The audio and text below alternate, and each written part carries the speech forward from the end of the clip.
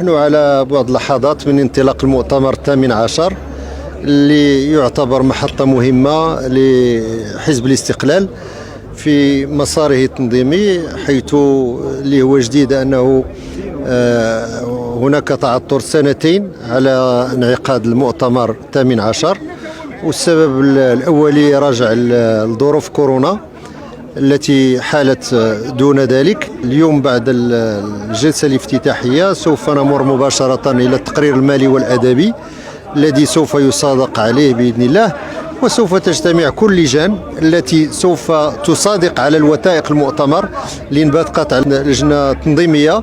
فيما يخص سواء مسائل التنظيمات، سواء الجانب الاقتصادي الاجتماعي، على العموم التصور ديال حزب الاستقلال للمرحلة المقبلة اللي لازم ما تشمل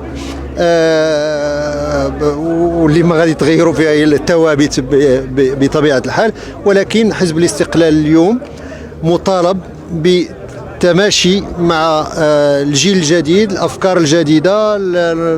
التكنولوجيات الجديدة لمواكبة العصر.